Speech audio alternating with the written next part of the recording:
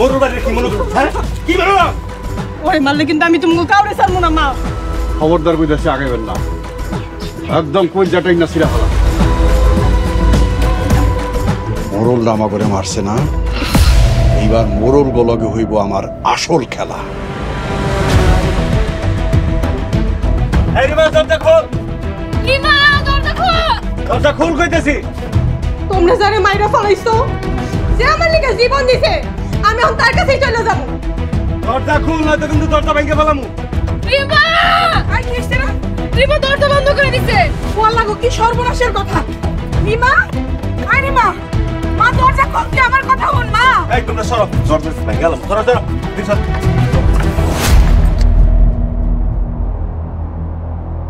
রিমা এই কি করতাছিস? হাই যাই ঠিক আছে। মা তুমি ওরে বুঝাও। তোরা যাইতে কইছি তুই যা। কি রে মা, তুই এমন কেন করতাছস? সরো আম্মা, ওরা একটা নির্দোষ মানুষ এমনি মাইরা ফলাইলো। নির্দোষ? মরল বাড়ির মায়ের ঘরে ঢুকছে ও নির্দোষ? তোমরা বিশ্বাস করো, ওর মনে কোনো খারাপ উদ্দেশ্য ছিল না।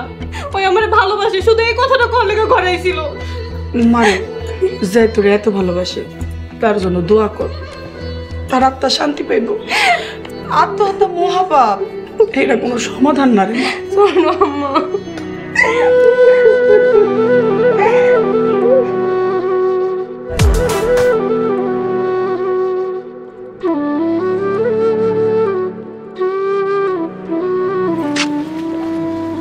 তোকে মা পরে ঘরে নিয়ে যাও, লুকায় রাখো। আমি পুলিশের কাছে যাবো, আমি পুলিশরে কমু মোরলরা আমার পোলারে মারছে, আমার পোলারে খুঁজা পাইতাছি না। আপনি মোরলকে লগে পারবেন? সোহাগের মা, দিন বদলায় গেছে, দেশে আইন আছে, বিচার আছে। আমি পুলিশের কাছে আমার পোলারে যে মারছে তার বিচার চামো, মোরল করে আমি জেলের ভাত খাওয়াম। আব্বা তুমি মোরলে লাগে পারবা না। বাবারে, আমি গরিব হইতে পারি, আমার কাছে টাকা পয়সা না থাকতে পারে, কিন্তু আল্লাহ সাহস দিছে। এই সাহস দিয়া মোরল করে আমি সাহেস্তা করব। মোরল করলে আমি একাই 100। তোমরা যাও ঘরে রাখো, আরে ঘরে নিয়ে রাখো। তোর বাপ বেটার পাগলামি আর ভালো লাগে না। দুনিয়াতে এত লোক থাকতে মরগো কাছে কেন গেলা ভাইজান? মোরলের মাইয়ার আমার মনে ধরছে, ওরেই আমি বিয়া করব। তোরে আমি অন্য কোথাও বিয়ে করামু। হ, তোমার অনেক সুন্দর মাইয়া বিয়া করামু। চুপ, একদম কথা কইবি না, তোমরা কেউ কোনো কথা কইবা না। আব্বাই কইছে আমার বউ হইব মোরলের মাইয়াই। চল ঘরে চল, তোরে আমি ঘর থেকে বাইরে হইতে দেবো না।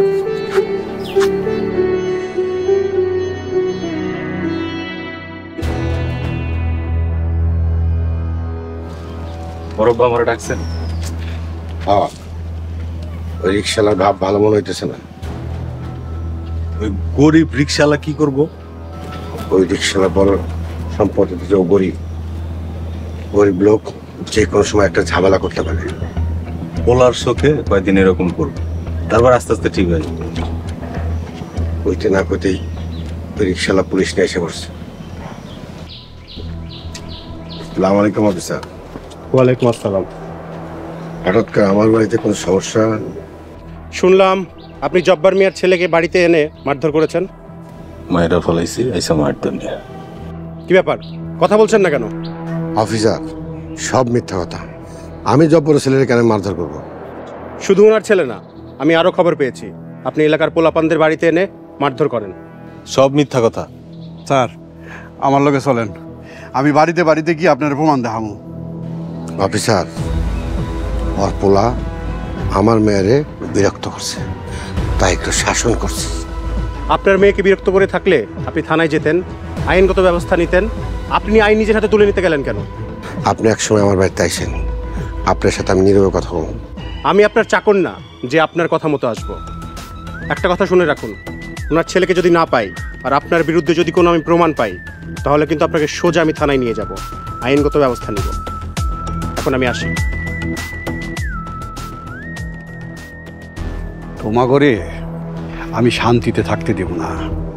আমার পোলারে মারছো না? তোর পোলার মতো তোরেও মাইরা ফেলাম। দিন বদলাইছে, বাহাদুরি ভুইলা যাও। মামলা করছি তোমাকে নামে, শান্তিতে থাকতে দেব না। আর একটা কথা মনে রাখো, তোমাগো বাড়ির এই মাইয়ারে আমি আমার পোলার বউ কইরা আমার বাড়িতে নিয়ে যাবো।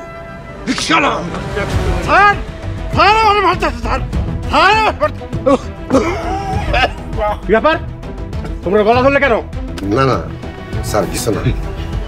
স্যার, স্যার আমি গরিব মানুষ, মামলা করছি, এই লেগে আমার মারতেছে স্যার।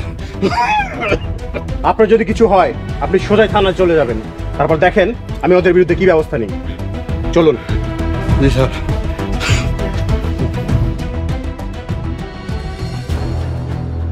কইলাম না, ওর সবচেয়ে বড় শক্তি গরিব। বরাব্বা, আরে এমন বাড়ে ফালামু মোরলের নাম শুনলে চুমকে উঠবো।